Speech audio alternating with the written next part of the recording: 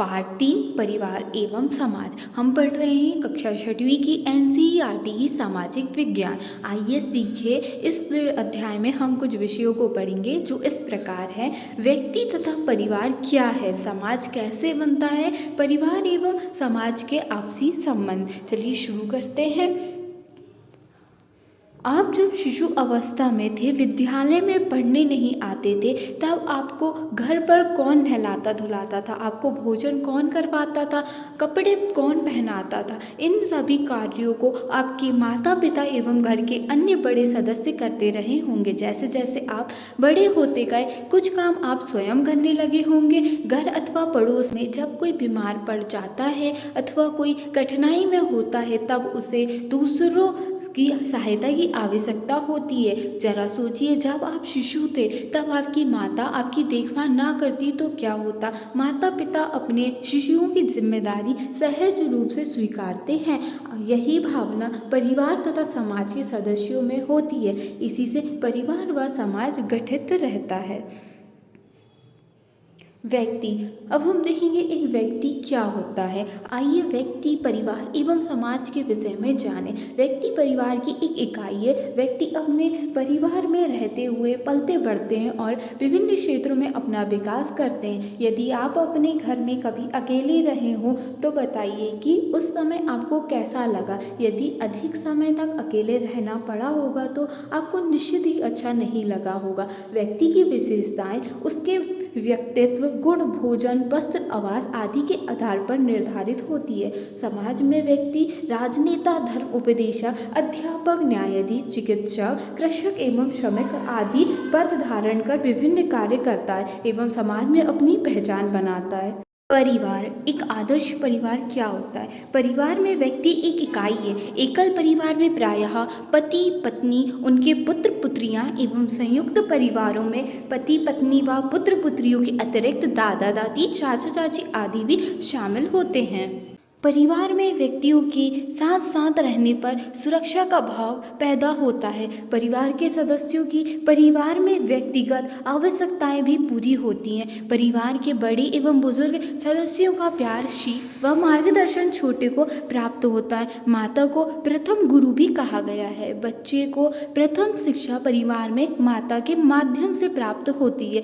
परिवार के बड़े सदस्य बच्चों की साफ सफाई, स्वास्थ्य व शिक्षा का ध्यान एवं बड़े बूढ़ों की देखभाल सहर्ष करते हैं। बच्चों को आगे की शिक्षा प्राप्त करने के लिए परिवार ही उन्हें विद्यालयों को सौंपता है। परिवार के छोटे सदस्य भी वृद्धजनों की देखभाल करते हैं व बड़ों का आदर करते हैं। आपस में रिश्तेदारी, रक्त संबंध होते हुए एक परिवार में रहने वाले सदस्यों से मिलकर परिवार बनता है। छोटे परिवार को आदर्श परिवार माना गया है। विद्यालय भी एक परिवार के समान है। अब हम देखेंगे एक समाज कैसे बनता है। कई परिवारों से मिलकर समाज का निर्माण होता है। परिवार समाज की एक इकाई है। एक प्रकार के समाज में खान पान, रहन सहन, रीति रिवाज, परंपराएं एवं प्रार्थनाएं प्रायः एक ही प्रकार के होते हैं। वर्तमान में बदलते आर्थिक एवं सामाजिक संदर्भ में समाज नए प्रकार से भी संगठित हो रहे हैं। इन परिवर्तनों में शिक्षा का महत्वपूर्ण स्थान है।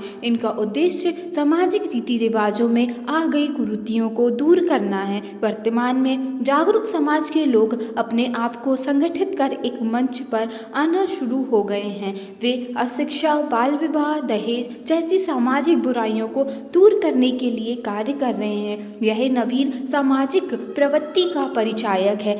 ऐसे संगठित समाज के लोगों ने अपने समाज के नियमों का भी निर्धारण किया है और सामाजिक क्रियाकलापों द्वारा व समाज के सदस्यों को विभिन्न प्रकार से प्रोत्साहन भी दे रहे हैं। मनुष्य एक सामाजिक प्राणी है, अतः समाज से पृथक रहकर वह अपनी तथा अपने सामाजिक हितों की रक्षा नहीं कर सकता। यदि मनुष्य की भांति रहना चाहता है तो उसे अपने आसपास के लोगों से अच्छे संबंध बनाए रखने चाहिए। समाज एक व्यवस्था है। प्रत्येक समाज की एक संरचना होती है। समाज का अपना संगठन होता है। समाज का आधार सामाजिक संस्थाएं और संबंध होते हैं। सामाजिक संबंध, अब हम देखेंगे कि सामाजिक संबंध क्या होते हैं।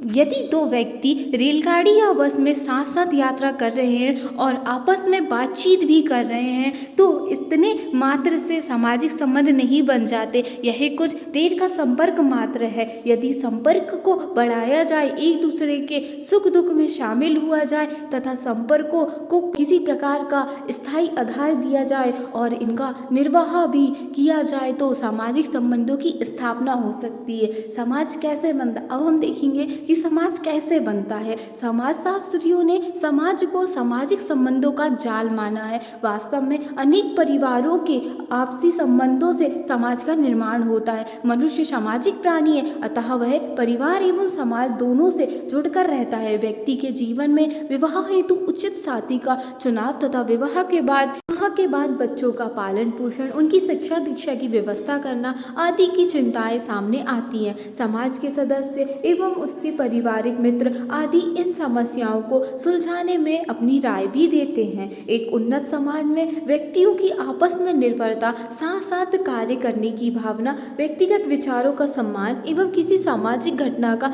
सही गलत विश्लेषण करने की क्षमता पाई जाती है। शिक्षित समाज अनेक सामाजिक समस्याओं जैसे कम उम्र में विवाह, अधिक संतानों का होना, बच्चों को प्रारंभिक एवं अनिवार्य शिक्षा न दिलाना जैसी बुराइयों पर नियंत्रण लगा सकता है। इस तरह हमारा ये पाठ यहीं ख़त्म होता है।